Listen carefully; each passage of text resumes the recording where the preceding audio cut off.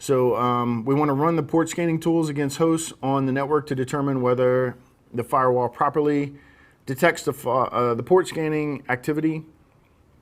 We want to ensure that the mechanism used for testing and filtering at the routers and firewalls respectively cannot be bypassed using particular source ports or source routing methods. Ensure that the router, IDS, and firewall firmware are updated to the latest releases. That's very important. And we want to use custom rule sets to block down the network and block unwanted ports at the firewall. So if there's any ports that are open that we're not actively using, we want to close them. Don't leave anything open that you're not using. You want to filter ICMP messages. So we talked about ping doesn't always work. Here's why, because we're going to filter those out. If we need to do legitimate testing, there's other ways we can do it. We talked about HPing and stuff. We want to migrate away from ICMP. The attackers will commonly use it. And then if you see a lot of that traffic coming to your network, you may want to investigate it. Perform TCP UDP scanning along with ICMP probes against your org's IP address space, and check that the network configuration and its available ports. Check the network configuration and its available ports. Make sure that everything's right. We use all of these services, therefore all of them need to be open. Ensure that the anti-scanning and anti-spoofing rules are configured. Make sure this stuff is turned on. So what happens typically, this is very typical, so when you guys and ladies mature into CISO spots or something like that, you want to make sure you don't make these same mistakes. What happens is I will go out and purchase an appliance. I'm being told to watch the budget, watch the budget, watch the budget. You'll hear it day in, day out. So you go and purchase just a tool just big enough to do the job. But what you didn't think about was that when you turn on all of the scanning and anti-spoofing and anti-scanning and malware analysis detection, that it eats up the CPU and RAM in the device, and now the device is not big enough. It'll handle the throughput on a normal day without that turned on. But with that turned on, you're going to start losing some other functionality. You're going to start dropping packets and things like that. So that's a big problem. So make sure that you oversize the devices so that you can enable the anti-malware stuff and analyze the traffic coming through at your egress point all in one stop-shop box. Or you're going to need to get a small one just big enough to do the network stuff, and then put another one behind it that can handle the anti-malware stuff. So scanning beyond IDS. So we've talked about intrusion detection, firewalls, things like that.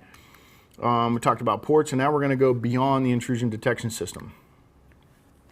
So IDS evasion techniques, okay? So how do we get beyond? So we kind of got that a little messed up. How do we get beyond the IDS, right? So we're going to, now we're through the firewall.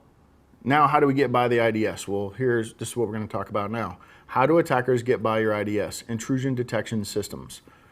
Like snort, things like that. Things that are looking on the traffic. They're looking at the traffic and saying, oh, that looks suspicious, pluck that out. Oh, that looks suspicious, pluck that out.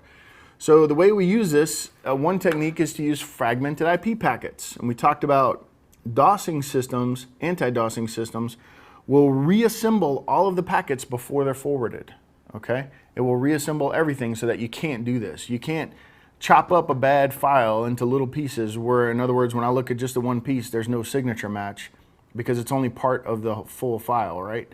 So then you sneak it through in fragmented packets. So normally fragmentation happens, but what we're gonna do is we're gonna make it even smaller. So right, normally if I can fit this file into 2 packets, which is not realistic, but it's just an example, normally I could fit it into 2 packets and send it on and it would get through. But now we're gonna chop it up into 600 packets and then we're gonna push it through lots of little pieces.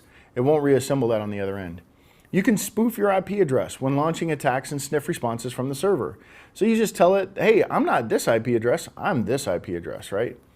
And then you can use source routing if possible. So you can use source routing against the network. You can connect to proxy servers or compromise Trojan machines to launch attacks. This is very common. So many places get all in an uproar about sending out messages, hey, you're touching my network illegally, rah, rah, rah, rabble, rabble, rabble. But the problem with that is that those aren't the people that actually launched the attack. They're just an innocent bystander / victim, right? So you can let them know that their stuff is hacked. So it's still good to send the letter, but just understand that they're not necessarily the ones necessarily that are attacking your network. So another thing you can use is something called like private internet access, PIA. You can use those. That VPN service is super cheap, $50 a year. And then you can connect in many different countries and attack the network and kind of see how it behaves. Does it allow traffic from Russia? Does it allow traffic from France? Does it allow traffic from, Thailand, wherever you're coming in from? And then you can connect from San Jose or Florida or Texas to kind of hide your real IP address, right? So if you're going to attack a network like Amazon, for example, don't use the company's address because it might get blacklisted. Use another address where it won't matter.